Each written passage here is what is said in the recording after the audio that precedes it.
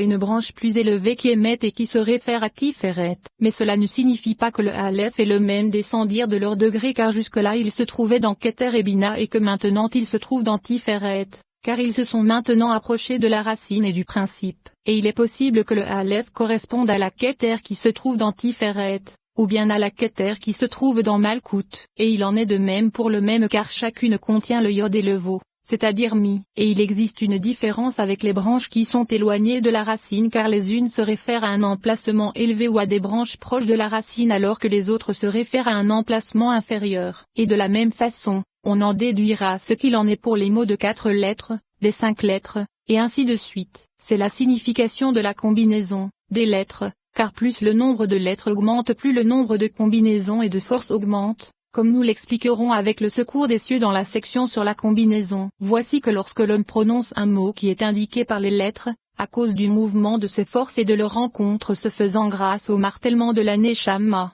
outre le fait qu'elle s'éveille dans leur racine supérieure pour accomplir cette action, à partir de son articulation vient à l'existence une spiritualité et une réalité qui sont comme un ange s'élevant et s'attachant à leur racine afin que leur action s'accomplisse rapidement. C'est le secret de la prononciation des noms et de l'intention mise dans la prière. Et après avoir fixé cette introduction dans l'esprit de l'étudiant, il faut encore expliquer que bien que les lettres puissent être identiques par leur forme et leur voyelle, leur spiritualité et leur émanation peuvent ne pas être identiques. Il en est de même pour des mots qui seraient identiques. Et c'est ce que nous avons déjà expliqué dans la section sur le nom de 4 lettres. La preuve en est le nom de 4 lettres présent dans les 13 attributs, de miséricorde, Yahvé, Yahvé, Dieu miséricordieux et Torah, car le Rashbi, qu'il repose en paix, a dit que le premier, Yahvé, se réfère à la Keter suprême alors que le second se réfère à Malkout. Bien que les lettres soient identiques, le sens en est que le principe de la chose c'est la spiritualité.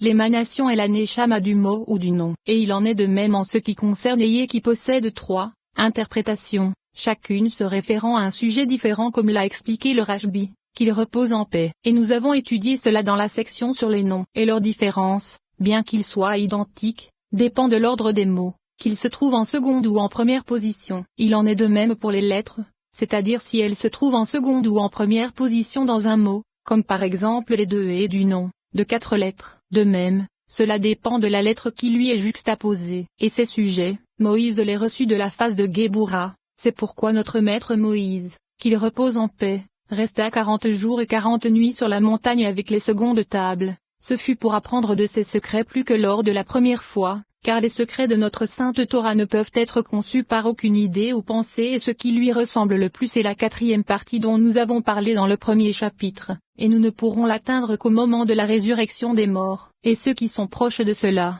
ce sont les justes dans le monde à venir car ils reviendront dans le jardin d'Éden et étudieront la Torah avec ses secrets. Ceci constituera leur joie lorsque les interprétations de la Torah et de ses secrets se renouvelleront parmi eux. Mais revenons à notre sujet. C'est-à-dire au fait que les lettres sont des palais et des citadelles pour les choses spirituelles car ce sont des réceptacles qui puisent de la Tsilut tout comme le corps puise de la Neshama qui se trouve en lui. Ainsi, il se trouve que même si l'homme ne sait que lire la Torah, c'est-à-dire uniquement les versets qu'elle contient, il recevra une récompense pour cette lecture, et sa récompense sera multiple. Mais il ne faut pas dire pour autant que sa récompense pour la lecture de la Torah écrite sera bien plus importante que celle qu'il aura pour la lecture de la Torah orale. Car ce n'est pas le cas puisque quiconque a acheté la Torah est comme quelqu'un qui lirait tout sans intelligence. Or la lecture des mots est un principe qui nécessite une intention vis-à-vis de leur Neshama, de leur emplacement et de leur aspect spirituel, c'est-à-dire que cela nécessite une explication. Sans cela, l'homme qui étudie la Torah est comme quelqu'un qui lirait le corps sans la Neshama. C'est pour cela qu'il est nécessaire qu'il étudie la Torah orale qui est une explication de la Torah et donc la Neshama de la Torah.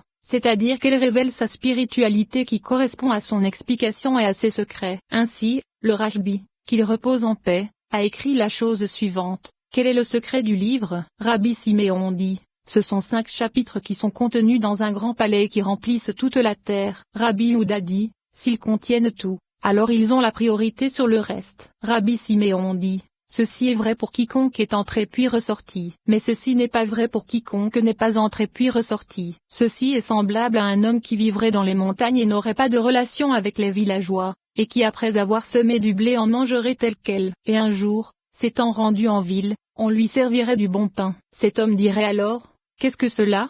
Et on lui répondait, c'est du pain à manger. Puis il demanderait, et de quoi est-ce fait? Et on lui répondrait, de blé. Ensuite, on lui servirait des gâteaux pétris à l'huile. Il les goûterait et dirait, et ceci, de quoi est-ce fait? Et on lui répondrait, de blé. Ensuite, on lui servirait de la nourriture royale pétrie d'huile et de miel. Et il demanderait, et de quoi est-ce fait? Et on lui répondrait, de blé. Alors il dirait, mais je possède tout cela puisque je mange le principe de tout cela, c'est-à-dire du blé. Et c'est à cause de cette idée qu'il n'apprendrait pas à fabriquer ces délices royaux. De même, quiconque se saisit de la généralité des choses ne connaît pas tous les plaisirs qui dérivent de cette généralité. Voici que Rabbi Siméon a commencé par glorifier le livre des secrets en disant que ce sont 5 chapitres et qu'en eux se trouve contenue toute la sagesse de la Kabbale. C'est pourquoi Rabbi Yehuda a dit que s'il en était ainsi, l'homme n'aurait besoin que d'étudier ce livre-là. Et Rabbi Siméon lui a répondu que ceci est le cas pour quiconque a pénétré une assemblée de kabbalistes, et en est ressorti. Et il est précisé qu'il doit en être ressorti car 10 sont rentrés mais 7 en sont ressortis et 3 disparurent,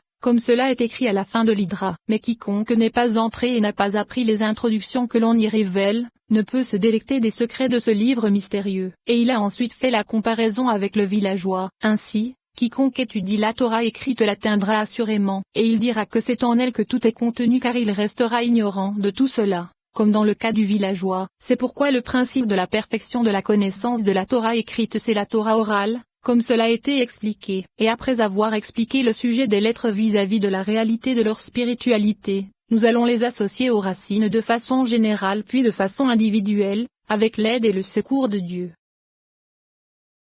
Chapitre 3.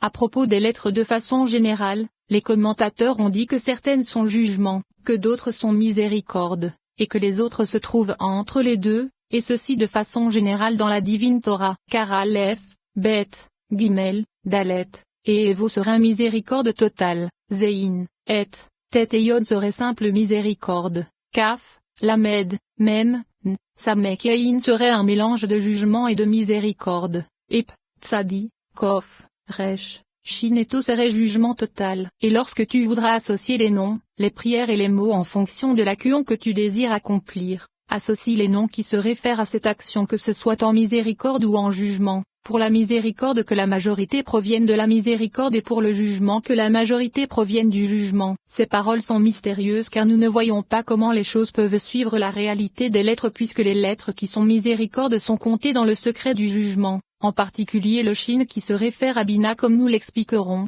c'est-à-dire qu'elle est apparemment miséricorde mais elle est comptée parmi les lettres de jugement total. De même, il est dit du Dalet qui est pauvre qu'il est miséricorde, et il est possible qu'il soit dit que sa réalité est miséricorde bien qu'elle se réfère au secret du jugement. Ainsi, si nous disons que leur réalité est jugement bien qu'elle se réfère au secret de la miséricorde, ces paroles sont sous tous leurs aspects des paroles kabbalistiques. Et nous avons trouvé dans le Sefer Yetzira qu'il est dit que les 3 mers sont Aleph, Mem et Shin, et nous avons expliqué que le Aleph correspond à Keter, Mem à Okma et Shin à Bina. Et elles sont appelées mers car elles sont des mers pour la Tzilut, comme nous l'avons expliqué dans la section sur les arbitres. Et les 7 doubles sont Bet, Gimel, Dalet, Kaf, P, Resh et To. Et ce sont les 7 jours de l'édifice, Ezed, Gebura, Tiferet, Nezza, Od Yesod et Malkout. Et elles sont appelées doubles car elles reçoivent le jugement et la miséricorde, la forme avec un, Dagezché, la forme, faible. Ainsi, elles sont dotées de jugement et de miséricorde,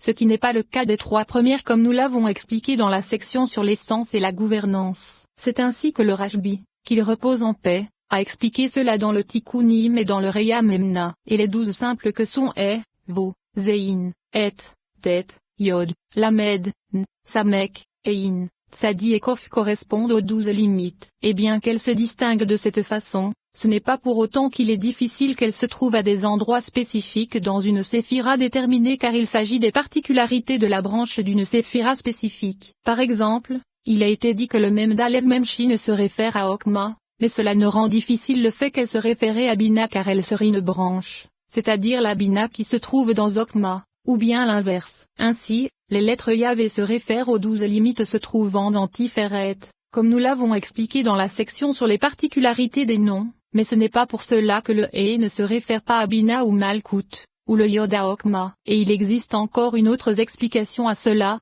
selon ce que nous avons expliqué des paroles du Rashbi, qu'il repose en paix, dans la section sur les noms. C'est-à-dire que dans l'ordre des lettres, le Aleph contient toutes les lettres et constitue leur source, et toutes puisent en elle. Ensuite, elles sont regroupées par 7. Comment? Bet, Gimel, Dalet, et, Vo, Zein et Et sont le secret de l'axe de Ez, Tet, Yod, Kaf, Lamed, Mem, Nun et Samek sont le secret de l'axe de Rachamim, Ein, Tsadi, Kof, Resh, Shin et To sont le secret de l'axe de Din. Comment? Bet Gimel Dalet se réfère à Ez précisément, et Vo Zein se réfère à Netza, et Et se réfère à Malkout du côté de Ez, Tet Yod Kaf se réfère à Tiferet, Lamed Mem se réfère à Yesod, et Samek se réfère à Malkout du côté de l'axe central, Ein Tsadi se réfère à Gebura, Kof Resh Shin se réfère à Od, et To se réfère à Malkout du côté de l'axe de Din. Voici que les trois se référant à Malkout se trouvent du côté des trois axes,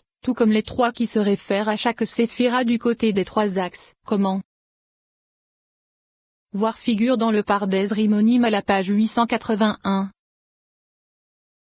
Yod au début c'était Z, Yod à la fin c'est Gebura, Vo au milieu c'est Tiferet. Et le Aleph est la source de toutes les lettres par le secret selon lequel elle contient les trois axes, comme nous l'avons expliqué. Ensuite Bet, Gimel et Dalet furent prodigués à Ez par le secret des trois axes. Et Bet se trouve du côté de Ez car c'est une maison pour tout le Shefa prodigué. Ensuite le Gimel du côté de Din c'est-à-dire de Gebura car elle fait du bien. Ensuite le Dalet du côté de Tiferet car elle est une porte pour le Shefa qui est prodigué. Ou bien au contraire le Gimel se réfère à Tiferet car elle est la troisième lettre, et qu'elle fait du bien, et le Dalet à Gebura car c'est de là que provient la carence en Shefa et sa diminution. Vo et Zein se réfère à Netza, et se trouve du côté de Ez c'est-à-dire que c'est l'union de l'homme avec sa femme, et ce qui était déficient du côté de Din se retrouve fixé et devient un et par le secret de Ez, et Vo se trouve du côté de Tiferet donc Zein du côté de Din, c'est-à-dire par le secret de la lampe et du feu qui se trouve du côté de Gebura. Ainsi, son Yod au-dessus de son Vo est une lampe située au sommet d'une branche de la menorah. Et le se réfère à Malkout du côté de Ez c'est-à-dire qu'elle est précisément Ez.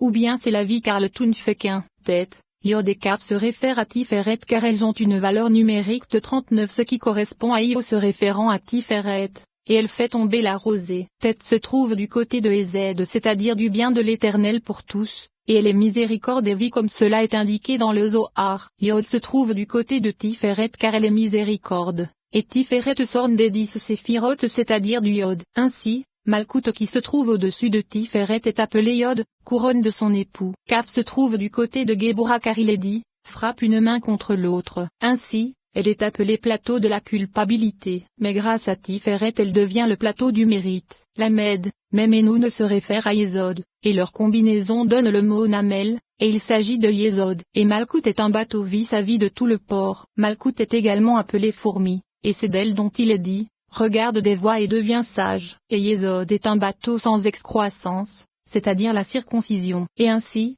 la Shekinah est appelée fine fleur de farine sans son, et elle est appelée Numala. Lamed se trouve du côté de Ez car Lamed se réfère à Bina par le secret de la citadelle qui flotte dans l'air, et il est prodigué du côté des Z. Même se réfère au secret de Tiferet car c'est grâce à elle que lui sont prodigués les eaux des Z. Le Nun se trouve du côté de Gebura car c'est en elle que se fait la chute, et le Samek c'est Malkout car elle est appuyée du côté de l'axe de la miséricorde, et c'est sur elle que repose le et pour tous ceux qui tombent. Ein. Petsadi se réfère à Gebura. Ein se trouve du côté de Ez car c'est en elle que se trouvent les sources d'eau, et l'éveil de l'amour se fait sans les yeux. C'est la source des eaux. Et il est dit à son propos, l'œil de l'Éternel est dirigé vers ceux qui le craignent. Ainsi, l'œil voit, or la vision se réfère à Ez. Le P se trouve du côté de Tiferet car il a la valeur numérique du mot Mila. Ainsi, qui a donné une bouche à l'homme? N'est-ce pas moi, l'Éternel? C'est-à-dire Bina par l'intermédiaire de Tiferet.